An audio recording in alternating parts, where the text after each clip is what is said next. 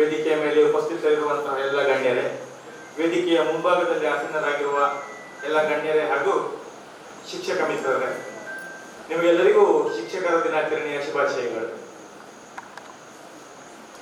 ಬಹುಶಃ ನನ್ನನ್ನ ಮಾತಾಡಬೇಕು ಅಂತ ಈ ಒಂದು ಕಾರ್ಯಕ್ರಮಕ್ಕೆ ಕರೆದಾಗ ಒಂದು ಸ್ವಲ್ಪ ಗೊಂದಲ ಆಗಿತ್ತು. ಯಾಕಂದ್ರೆ ಅಧ್ಯಕ್ಷರಾದ ಕೃಷ್ಣಮೂರ್ತಿ ಭಟ್ರು ಕರೆ ಮಾಡಿದಾಗ ನಾನು ಯಾವುದೋ ಒಂದು ಕಾರ್ಯಕ್ರಮದಲ್ಲಿದ್ದೆ. ಬಹುಶಃ ನಾನು ನಿಜ ಹೇಳ್ತೇನೆ, ಸ್ವಾರ್ಥಕ್ಕಾಗಿ ಹೇಳುತ್ತಿದ್ದು, ಯಾವುದೋ ಒಂದು ಯಕ್ಷಗಾನಕ್ಕೂ ತಾಳ್ಮದ್ಲಿಗೆ ಕರೆದಿದ್ದಾರೆ ಅಂತ ಮಾಡಿದ್ದೆ ಬರೋದಕ್ಕಾಗಿ. ಆದ್ರೆ ಕೊನೆ ಗೊತ್ತಾದದ್ದು ಒಂದು, ಈ ಕಾರ್ಯಕ್ರಮಕ್ಕೆ ನಾನು ವೇದಿಕೆಯಲ್ಲಿ ಭಾಷಣಕಾರನಾಗಿ ಬರಬೇಕು ಅಂತ. ನನ್ನ ಆಯ್ಕೆ ಅವರು ಆಯ್ಕೆ ಮಾಡಿದ್ರಿಂದಾಗಿ ಅದಕ್ಕೆ ನಾನು ಎಷ್ಟು ಅರ್ಹನೋ ಗೊತ್ತಿಲ್ಲದಿದ್ರು ಕೂಡ ನಾನೊಬ್ಬ ಶಿಕ್ಷಕನಾಗಿರುವುದರಿಂದ ಈ ಕಾರ್ಯಕ್ರಮದಲ್ಲಿ ಭಾಗಿಯಾಗುವುದು ನನಗೂ ಸಂತೋಷ. ಹಾಗಾಗಿ ಪ್ರೀತಿಯಿಂದ ಒಪ್ಪಿಕೊಂಡಿದ್ದೇನೆ. ನಾನು ಬರುವಾಗ ಇವತ್ತು ಬಹಳ ಸಂತೋಷ ಆಯಿತು ನನಗೆ. ಯಾಕಂದ್ರೆ ಶಾರದಾ ಪೂಜೆಯಿಂದ ಪ್ರಾರಂಭ ಆಗಿ ಶಿಕ್ಷಕರ ದಿನಾಚರಣೆ, ಹಾಗೆ ನೋಡಿದ್ರೆ ಇದು ನವರಾತ್ರಿಯ ಉತ್ಸವವೂ ಅಲ್ಲ, ಶಿಕ್ಷಕರ ದಿನಾಚರಣೆ ನಾಳೆ ಇರುವುದು. ಆದರೆ ಇವತ್ತೊಂದು ಬೇರೆ ದಿವಸ, ಶಿಕ್ಷಕರ ದಿನಾಚರಣೆಯೂ ಉಂಟು, ಶಾರದಾ ಪೂಜೆಯೂ ಉಂಟು. ಇಂಗ್ಲಿಷ್ ನಲ್ಲಿ ಒಂದು ಮಾತು ಉಂಟು, when time is not ready to wait for us, why should we wait for the right time? No time is wrong to do the right thing ಅಂತ. ನಾವು ಒಳ್ಳೆಯ ಕೆಲಸ ಮಾಡಲಿಕ್ಕೆ ಯಾವ ಸಮಯವೂ ಕೆಟ್ಟದ್ದಲ್ಲ. ಮಾಡುವ ಕೆಲಸ ಒಳ್ಳೆಯದಾಗಿರ್ಬೇಕು, ಸಂಕಲ್ಪ ಒಳ್ಳೆಯದಾಗಿರ್ಬೇಕು. ಹಾಗಿರುವುದರಲ್ಲೇ ಬಹುಶಃ ಇವತ್ತು ಸರ್ ಹೇಳಿದಾಗೆ ಹೊರಗಡೆ ಇರುವ ಶಾರದಾ ದೇವಿಗೆ ಇವತ್ತು ಮೊದಲ ಪೂಜೆ ಅಂತೆ. ಅಂಥದ್ದೊಂದು ಪೂಜೆಯಲ್ಲಿ ಪಾಲ್ಗೊಳ್ಳುವ ಯೋಗವನ್ನ ಆ ದೇವಿಯೇ ನಮಗೆ ಕೊಟ್ಟಿದ್ದಾಳೆ ಅಂತ ನಾನು ಅತ್ಯಂತ ಪ್ರೀತಿಯಿಂದ ಭಾವಿಸ್ತೇನೆ. ಹೊನ್ನಾವರ ನನಗೆ ಅತ್ಯಂತ ಆಪ್ತ ಒಂದು ಊರು. ಯಾಕಂದ್ರೆ ಆಗಲೇ ಪ್ರಶಾಂತ್ ಹೇಳಿದ್ರು, ಹೊನ್ನಾವರ ಅಂತ ಸರ್ಕಲ್ಲಿಗೂ ನನಗಿರುವ ಒಂದು ಅವಿನಾಭಾವ ಸಂಬಂಧ ಹೇಗುಂಟಂತ. ಯಾಕಂದ್ರೆ ಹೊನ್ನಾವರ ಬಾಲ್ಯದಿಂದಲೇ ನನಗೆ ಅತ್ಯಂತ ಒಂದು ಆಕರ್ಷಣೆಯ ತಾಣ. ಯಾಕಂದ್ರೆ ಈ ಶರಾವತಿ ನದಿ ಈಚೆ ಹೋಗುವಾಗ ನೋಡುವಾಗ ಬಹಳ ಆಸಕ್ತಿಯಿಂದ ಸೆಳೆಯುತ್ತಾ ಇದ್ದದ್ದು. ಯಾಕಂದ್ರೆ ಶರಾವತಿಯ ನೀರಿಗೆ ಒಂದು ವಿಶಿಷ್ಟ ಗುಣ ಉಂಟು. ಆ ನೀರನ್ನು ಕುಡಿದವರು ಆ ಹೊಳೆ ಸಾಲಿನ ಅಕ್ಕಪಕ್ಕದಲ್ಲಿ ಬಹಳಷ್ಟು ಕಲಾವಿದರು ಹುಟ್ಟಿದ್ದಾರೆ, ಬಹಳಷ್ಟು ವಾಗ್ಮಿಗಳು ಹುಟ್ಟಿದ್ದಾರೆ, ಬಹಳಷ್ಟು ಚಿಂತಕರು ಹುಟ್ಟಿದ್ದಾರೆ, ಬಹಳಷ್ಟು ಸಾಧಕರು ಹುಟ್ಟಿದ್ದಾರೆ. ಬಹುಶಃ ಆ ನೀರಿನ ಗುಣವೇ ಇರಬೇಕದು. ಅಂತ ಒಂದು ಹೊನ್ನಾವರಕ್ಕೆ ಹಿಂದೆ ನನಗೆ ತಿಳಿದಾಗಿ ಸ್ವರ್ಣಪುರ ಅಂತ ಕರೀತಾ ಇದ್ರು. ಅದು ಹೊನ್ನಿನ ಊರು ಹೊನ್ನಾವರ ಆಯ್ತು ಅಂತ ನಾ ಕೇಳಿದ್ರು. ತಪ್ಪಿದ್ರೆ ದಯವಿಟ್ಟು ನನ್ನನ್ನ ತಿದ್ದಬಹುದು ನೀವು, ನಾನು ಇತಿಹಾಸದ ವಿದ್ಯಾರ್ಥಿ ಅಲ್ಲ. ಹಾಗಾಗಿ ಅಂತ ಒಂದು ಹೊನ್ನಾವರದ ಪ್ರತಿಷ್ಠಿತ ಒಂದು ಸಂಸ್ಥೆ ನನ್ನನ್ನ ಈ ಒಂದು ಕಾರ್ಯಕ್ರಮಕ್ಕೆ ಅತಿಥಿಯಾಗಿ ಆಹ್ವಾನಿಸಿದ್ದೀವಿ. ಏನು ಮಾತಾಡುವುದು ಅಂತ ಆಲೋಚನೆ ಮಾಡಿದೆ ಒಮ್ಮೆ ನಾನು. ಯಾಕಂದ್ರೆ ಆಗಲೇ ಪ್ರಶಾಂತ್ ಹೇಳಿದಾಗೆ ನನಗೆ ಪಾತ್ರವಾಗಿ ಮಾತಾಡ್ಲಿಕ್ಕೆ ಗೊತ್ತುಂಟು, ನನ್ನದೇ ಪಾತ್ರ ಮಾತಾಡುವುದು ಹೇಗೆ ಅಂತ ಇನ್ನೂ ಗೊತ್ತಿಲ್ಲ. ಯಾಕಂದ್ರೆ ಇಂಥ ಕಾರ್ಯಕ್ರಮಗಳಿಗೆ ಹೋಗೋದು ಬಹಳ ಕಡಿಮೆ ನಾನು. ಆದ್ರೆ ಒಂದು, ನಿಮಗಿರುವಂತಹ ಆಡಿಯನ್ಸ್ ಇವತ್ತು ವಿದ್ಯಾರ್ಥಿಗಳಲ್ಲ, ಎಲ್ಲ ಶಿಕ್ಷಕರು ಅಂತ.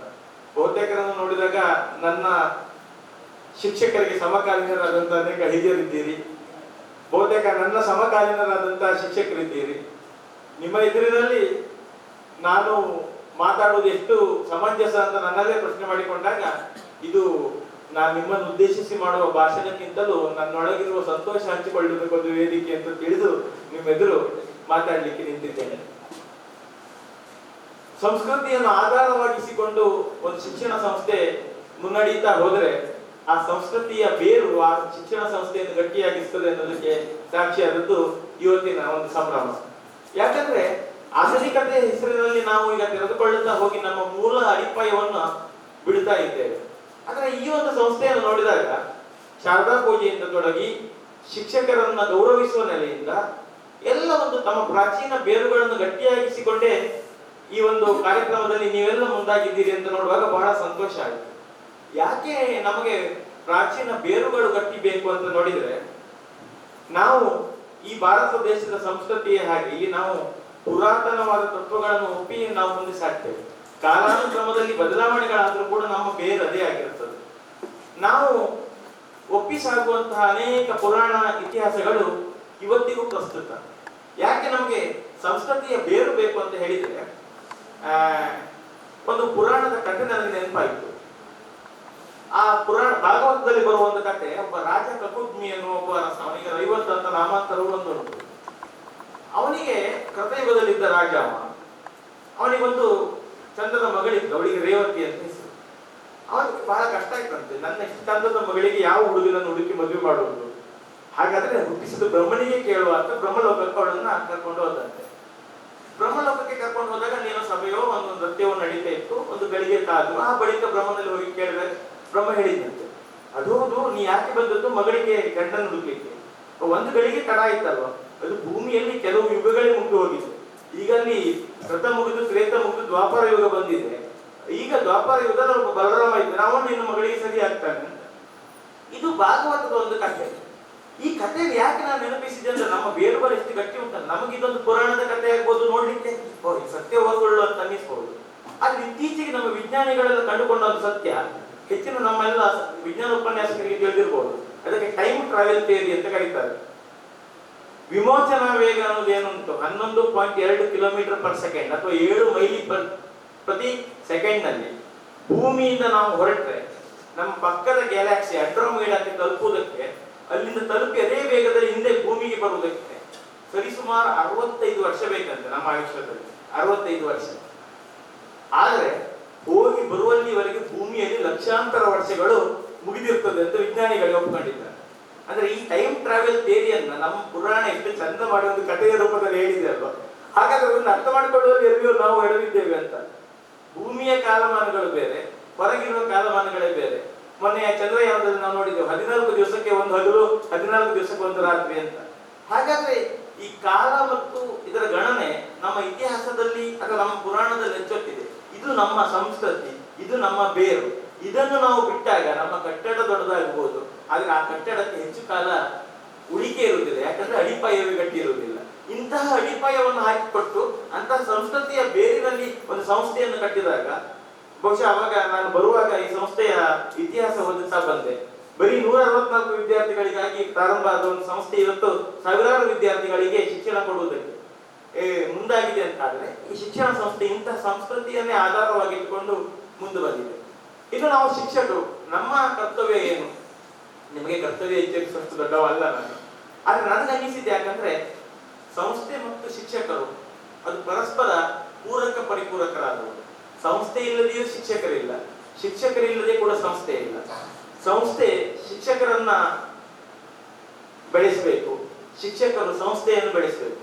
ಇದು ಸರ್ವತ್ತ ಇದ್ದದ್ದು. ಯಾಕಂದ್ರೆ ಒಬ್ಬ ಶಿಕ್ಷಕ ಒಳ್ಳೆ ಸಂಸ್ಥೆಯನ್ನು ಹುಡುಕಿ ಅಲ್ಲಿ ಕೆಲಸವನ್ನ ಮಾಡಲಿಕ್ಕೆ ಆಲೋಚನೆ ಮಾಡ್ತಾನೆ. ಅದೇ ರೀತಿ ಸಂಸ್ಥೆ ಕೂಡ ಒಬ್ಬ ಒಳ್ಳೆ ಶಿಕ್ಷಕನನ್ನ ಆಯ್ಕೆ ಮಾಡಿಕೊಂಡು ಆ ಒಂದು ಸಂಸ್ಥೆಯಲ್ಲಿ ಅವನನ್ನ ಕೆಲಸಕ್ಕೆ ಇಟ್ಕೊಳ್ತದೆ. ಇದು ಒಂದಕ್ಕೊಂದು ಪೂರಕ, ಪ್ರತಿ ಒಬ್ರು ಕೊಡುಕೊಳ್ಳುವಿಕೆಯಿಂದ ಸಾಗುವಂಥದ್ದು. ಉದ್ದೇಶ ಯಾಕೆ ಕೇಳಿದ್ರೆ ಅದೊಂದು ಸಮಾಜ ನಿರ್ಮಾಣ ಅಲ್ಲಿರುವಂಥದ್ದು. ಆಗ ನಮ್ಮ ಹಿರಿಯರು ಹೇಳುವಾಗ ತುಂಬಾ ಚಂದ ಹೇಳಿದರು, ಶಿಕ್ಷಕ ವೃತ್ತಿಯನ್ನು ಯಾಕೆ ನಾವೆಲ್ಲ ಆಯ್ದುಕೊಳ್ತೇವೆ ಅಂತ. ಎದೆ ತಟ್ಟಿ ಖಂಡಿತವಾಗಿ ನಾ ಹೇಳಬಲ್ಲೆ, ಯಾವೆಲ್ಲ ವೃತ್ತಿಗಳಲ್ಲಿ ಹೋಲಿಸಿದ್ರೆ ಭ್ರಷ್ಟಾಚಾರ ಇಲ್ಲದೆ ಇರುವ ಒಂದೇ ಒಂದು ವೃತ್ತಿ ಅಂದ್ರೆ ಅದು ಶಿಕ್ಷಕ ವೃತ್ತಿ ಮಾತ್ರ. ಯಾಕಂದ್ರೆ ಇಲ್ಲಿ ಭ್ರಷ್ಟಾಚಾರ ಮಾಡುವುದಕ್ಕೆ ಅವಕಾಶವೇ ಇಲ್ಲ ಶಿಕ್ಷಕ ವೃತ್ತಿಯಲ್ಲಿ. ಅಂತಹ ಒಂದು ಶ್ರೇಷ್ಠ ವೃತ್ತಿಯಲ್ಲಿ ನಾವಿದ್ದೇವೆ. ಹಾಗಾದ್ರೆ ಈ ವೃತ್ತಿಯಲ್ಲಿ ಇರಬೇಕಾದ ನಮ್ಮ ಬದ್ಧತೆ, ನಾಗ ಸರ್ ಚಂದ ಹೇಳಿದ್ರು, ಟೀಚಿಂಗ್ ಲರ್ನಿಂಗ್ ಪ್ರಾಸೆಸ್. ನಾವು ಕೇವಲ ಟೀಚರ್ಸ್ ಮಾತ್ರ, ಲರ್ನರ್ಸ್ ಆಲ್ಸೋ. ದಿನ ನಾವು ಕಲಿತೇವೆ, ದಿನ ನಾವು ಸಹ ಕಲಿಸ್ತೇವೆ. ಒಂದು ಕಥೆ ನೆನಪಾಯ್ತು ನನಗೆ, ಬಹುತೇಕ ನಿಮ್ಮ ಎಲ್ಲರಿಗೂ ತಿಳಿದಿರುವ ಕಥೆ, ನಾವು ಬಾಲ್ಯದಲ್ಲಿ ಕೇಳಿದ ಕಥೆ. ಒಬ್ಬ ಟೊಪ್ಪಿಗೆ ಮಾರುವ, ಅಂದ್ರೆ ಹ್ಯಾಟ್ ಮಾರುವ ಇದ್ದಂತೆ. ಹ್ಯಾಟ್ ಮಾರ್ಲಿಕ್ಕೆ ಪೇಟೆಗೆ ಹೋಗುವಾಗ ಸ್ವಲ್ಪ ಸುಸ್ತಾಯಿತು ಅಂತ ಯಾವ್ದು ಮರದ ಅಡಿಗೆ ಮಲಗಿದ್ದಾಗ ಮರದ ಮೇಲಿದ್ದ ಮಂಗ ಎಲ್ಲ ಬಂದು ಅವನ ಹ್ಯಾಟ್ ಕತ್ಕೊಂಡು ಮರ ಹತ್ತಿತ್ತು.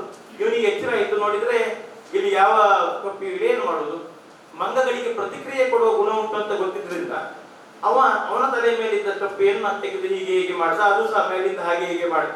ಇವ ಅದನ್ನು ತೆಗೆದು ಬಿಸಾಡಿದ, ಮಂಗಗಳು ತೆಗೆದು ಬಿಸಾಡಿದ, ಅವಾಗ ಟೊಪ್ಪಿಟ್ಟುಕೊಂಡು ಬಂದ. ಇದೇ ಅಲ್ವ ಕತೆ ನಾವು ಕೇಳಿದ್ದು. ಇದು ನಮ್ಮ ಅಜ್ಜ ಹೇಳಿದ ಕತೆ. ಈಗ ಕತೆ ಮುಂದುವರಿದಿದೆ, ಕತೆ ಇನ್ನೊಂದು ಹಂತವು ಬಂತು. ಅದೇ ಟೊಪ್ಪಿಗೆ ಮಾರುವವನು ಮೊಮ್ಮಗ ಪಾರಂಪರಿಕವಾಗಿ ಬಂದ ಆ ವೃತ್ತಿಯನ್ನು ಮಾಡುವ, ಅವನು ಟೊಪ್ಪಿ ಮಾರ್ತಾ ಹೋಗಿದ್ದಂತೆ. ಟೊಪ್ಪಿ ಮಾರ್ತಾ ಹೋದವ, ಅವನಿಗೂ ಸಹ ಅದೇ ರೀತಿಯ ಒಂದು ಬಿಸಿಲಲ್ಲಿ ದಣಿವಾಯಿತು. ಅವ ಒಂದು ಮರದ ಅಡಿಗೆ ಮಲಗಿದ್ದ. ಅದೇ ಹೊತ್ತಿಗೆ ಮೇಲಿದ್ದ ಮಂಗಗಳೆಲ್ಲ ಇಳಿದು ಬಂದು ಅವನ ಟೊಪ್ಪಿಯನ್ನು ಎತ್ಕೊಂಡು ಎಚ್ಚರಾಗಿ ನೋಡುವಾಗ ಇವನಿಗೆ ಟೊಪ್ಪಿ ಇಲ್ಲಲ್ಲ. ಅವನಿಗೆ ಅಜ್ಜ ಹೇಳಿದ ಕತೆ ನೆನಪಾಯಿತು, ನಾನು ಹೀಗೆ ಮಾಡಿದಾಗ ಮಂಗ ಎಲ್ಲ ಕೊಟ್ಟಿತ್ತಂತ. ಅವ ಅದನ್ನೇ ಮಾಡಿದ, ಟೊಪ್ಪಿ ತೆಗೆದು ಈಚೆ ಮಾಡಿದ, ಮಂಗಗಳು ಟೊಪ್ಪಿ ಈಚೆ ಮಾಡಿದ್ದು, ಟೊಪ್ಪಿ ತೆಗೆದು ಈಚೆಗಿಟ್ಟ, ಮಂಗವು ಈಚೆಗಿಟ್ಟು, ಟೊಪ್ಪಿ ಹೀಗೆ ಮುಂದೆ ಮಾಡಿದ, ಮಂಗವು ಹೀಗೆ ಮಾಡಿದ. ಇವನಿಗೆ ಗೊತ್ತಾಯ್ತು, ತೆಗೆದು ಟೊಪ್ಪಿ ಬೀಸಾಡಿದ. ಒಂದು ಮಂಗ ಕೆಳಗಿಳಿದು ಬಂದು ಆಟ ಪಿನ್ ಇಟ್ಕೊಂಡು ಮೇಲೆ ಹೋಗ್ತಾನೆ. ಅವರು ಮೇಲಿದ್ದ ಮಂಗ ಹೇಳ್ತಂತೆ, ಈ ಕಥೆ ನಮಗೂ ನಮ್ಮ ಅಜ್ಜ ಹೇಳಿದ್ದ, ಈಗ ಮಾಡಿ ನಾವೆಲ್ಲ ಕಳ್ಕೊಂಡಿದ್ದೇವೆ, ಅದಕ್ಕೆ ಈಗ ನಾವು ಅಪ್ಡೇಟ್ ಆಗಿದ್ದೇವೆ ಅಂತ. ನಮ್ಮ ಟೀಚಿಂಗ್ ಲರ್ನಿಂಗ್ ಪ್ರೊಸೆಸ್ ನಲ್ಲಿ ನಮ್ಮ ಅಪ್ಡೇಷನ್ ನಮ್ಗೆ ಅತ್ಯಂತ ಅಗತ್ಯ. ಯಾಕಂದ್ರೆ ಕ್ಷಣದಿಂದ ಕ್ಷಣಕ್ಕೂ ಒಂದು ಹೊಸ ವಿಷಯಗಳು ಬರ್ತದೆ ಇಲ್ಲಿ. ಯಾಕಂದ್ರೆ ನನ್ನ ಅನುಭವವೇ ಸಾಧಾರಣ ನಾನು ಎಂಟೆಕ್ ಮುಗಿಸಿ ಈಗ ನಾನು PhD ಪ್ರಾರಂಭ ಮಾಡುವಾಗ ಸರಿಸುಮಾರು 10 ವರ್ಷಗಳ ಅವಧಿ ಗ್ಯಾಪ್ ಇದೆ ಮಧ್ಯದಲ್ಲಿ. ನಾನು ಸಾಧಾರಣವಾಗಿ ನಮ್ಮ ಟೆಕ್ನಿಕಲ್ ಫೀಲ್ಡ್ ನಲ್ಲಿ ಯಾವುದನ್ನು ಎಂಟೆಕ್ ವಿಷಯ ಪ್ರಾಜೆಕ್ಟ್ ವಿಷಯ ಆಗಿರುತ್ತದೋ ಅದರಲ್ಲಿ ಮುಂದುವರಿದ ಭಾಗವಾಗಿ ರಿಸರ್ಚ್ ಅನ್ನು ಆಯ್ದುಕೊಳ್ಳುವ ಒಂದು ಕ್ರಮ. ಯಾಕಂದ್ರೆ ಬೇಸಿಕ್ ವರ್ಕ್ಗಳು ಪೈಲಟ್ ವರ್ಕ್ಗಳು ಸಿದ್ಧ ಇರ್ತದೆ ಅನ್ನೋದಕ್ಕಾಗಿ ನಾನು ಅದನ್ನೇ ಮಾಡಬೇಕು ಅಂತ ಹೊರಟಾಗ ಆ ಫೀಲ್ಡ್ ನಲ್ಲಿ ಎಷ್ಟು ಮುಂದುವರೆದಾಗಿದೆ ಅಂದ್ರೆ ನಾವು ಎಂಟೆಕ್ ನಲ್ಲಿ ಮಾಡಿದ ಪ್ರಾಜೆಕ್ಟ್ ಈಗ ಯಾವುದೋ ಅತ್ಯಂತ ಹಳೆಯದ್ದು. ಈಗ ಅದರಲ್ಲಿ ನೋಡಿದ್ರೆ 10 ವರ್ಷದ ಅವಧಿಯಲ್ಲಿ ಬಹಳಷ್ಟು ಬದಲಾವಣೆಗಳಾಗಿದೆ. ಹಾಗಾದ್ರೆ 10 ವರ್ಷದ ಮಧ್ಯದ ಗ್ಯಾಪ್ ನಲ್ಲಿ ಆ ಒಂದು ಅಪ್ಡೇಟ್ಗೆ ನಾವು ಸೋತಿದ್ದೇವೆ ಅಂತ. ದಿನದಿಂದ ದಿನಕ್ಕೆ ಕ್ಷಣದಿಂದ ಕ್ಷಣಕ್ಕೂ ನಾವು ಕಲೀಲಿಕ್ಕೆ ಉಂಟು ಅನ್ನೋದು ಆ ಒಂದು ಅಪ್ಡೇಷನ್ ನ ಮುಖ್ಯ ಉದ್ದೇಶ. ಅದಕ್ಕೆ ನಾನು ಹೇಳಿದ್ದು ಅಪ್ಡೇಷನ್ ಅನ್ನೋದು ಪ್ರತಿನಿತ್ಯ ನಮ್ಮಲ್ಲಿ ಬೇಕಾಗ್ತದೆ. ಯಾಕಂದ್ರೆ ನನ್ನ ಜೀವನದಲ್ಲಿ ಒಂದು ಘಟನೆ ಆಗಿತ್ತು. ಯಾಕಂದ್ರೆ ನಾವು ಕೆಲವೊಮ್ಮೆ ನಮ್ಮದಾದಂತಹ ಒಂದು ಶೈಲಿಯನ್ನು ಇಟ್ಟುಕೊಂಡ್ರೆ ಕೆಲವೊಮ್ಮೆ ಅದು ಅಪ್ರಸ್ತುತೆಯಾಗಿ ಬಿಡುತ್ತದೆ. ನಮಗೆ ಎಲ್ಲ ಕಾಲಕ್ಕೂ ಅದು ಪ್ರಸ್ತುತವಾಗಿರುವುದಿಲ್ಲ. ಜನ ಆಲೋಚನೆ ಬೇರೆ ಆಗ್ತದೆ, ಜನರ ಯೋಚನಾ ಲಹರಿಯೇ ಬೇರೆ ಆಗ್ತದೆ. ಒಂದ್ ದಿವಸ ನಾನು ಮನೆಯಲ್ಲಿ ಒಂದು ಸಿನಿಮಾ ನೋಡ್ತಾ ಇದ್ದೆ. ಅದು ಯಾವ ಸಿನಿಮಾ ಅಂದ್ರೆ, ನಾನು ಸಿನಿಮಾ ಹೆಸರು ಬೇಡ, ಬಹುಶಃ ನಾನು ಕಥೆ ಹೇಳುವಾಗ ಕೆಲವರಿಗೆ ಗೊತ್ತಾಗ್ಬೋದು ಇಂಥದ್ದೇ ಅಂತ. ನಾನು ನನ್ನ ಹೈಸ್ಕೂಲ್ ಜೀವನದಲ್ಲಿ ಬಹಳಷ್ಟು ಗಲ್ಲಪಟ್ಟಿಗೆಯಲ್ಲಿ ಗೆದ್ದಂತ ಸಿನಿಮಾ ಅದು. ನಾಯಕ ನಾಯಕಿಯರಿಬ್ಬರು